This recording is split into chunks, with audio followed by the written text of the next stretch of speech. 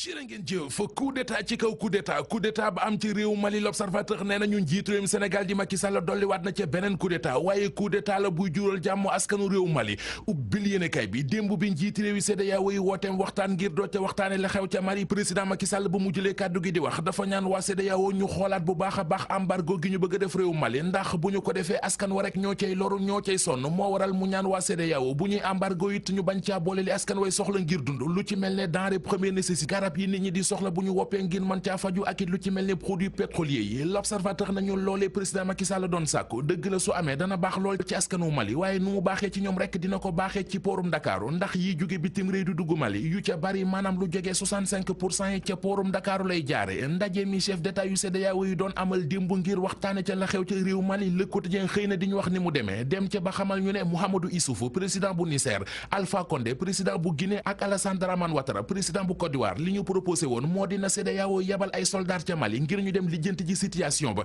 président Macky Sall moo ci dëgg tànkam xamal leen ne àndul ci loolee Le Témoin nañu diplomatie gërëm na ko coup diplomatique bu nice le président Macky Sall def démb li ñoom Ouattara bëggoon mu di ñàkkante ko soldats yi jël nguur ga ca Mali dem ca ak ñoom ba jeex dugal leen ci tumuranke tëj frontière ya tonkal leen lottal leen embargo réew ma ci loolee le président Macky Sall wax ak ñoom convaincre leen ba xamal leen ne bu ñu ko defee saafara su jur jàngoro lay doon Soleil national xamal ñu ne waa CEDEAO li ñu sàkku ci soldat sa def coup d'état ba ca Mali moo di ñu jëlaat nguur ga delloowaat ko Ibrahima Boubacar Keïta source wa nañu xanaa loolee mooy ne soldat yi dem leen aji weer wi indil ma ne bu ñu nee ñu teg loxo nañu leen libéré bu nuppi jëlaat nguur ga delloo Ibrahima Boubacar Keïta xanaa loolee mooy bëgg guddal mbayum noor docteur Abdoul Aziz Mbodj di professeur ci wàllu droit public ne ñu ci l'observateur ba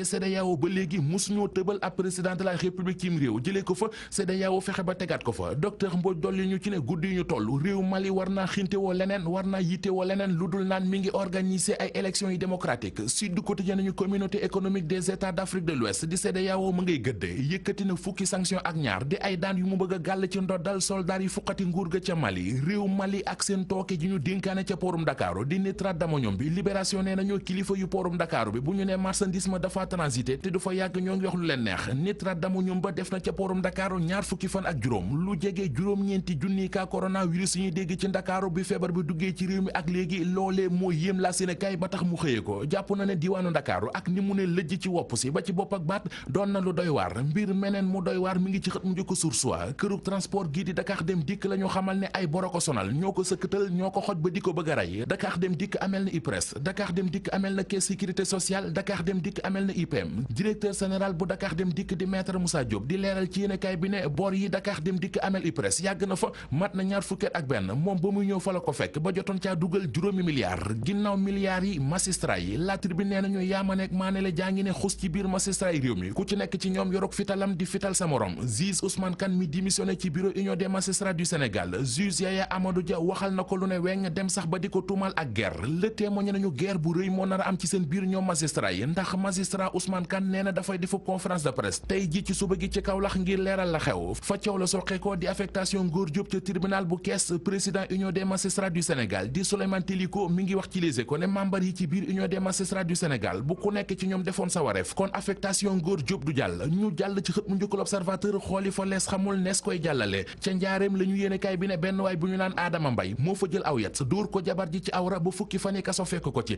li indi coow li yéenekaay bi nañu moo di Adama Mbaye dafa tëdd ak jabar ji guddi soxla jabar ji laaj ko boppam jabar ji ne ko sama yaram neexul bàyyil ba suba Adama mer gis boppam génn ci biti jëlu yet ñëw dóor ko jabar ji ci awra ba jabar ji xëm l'hôpital la yeewoo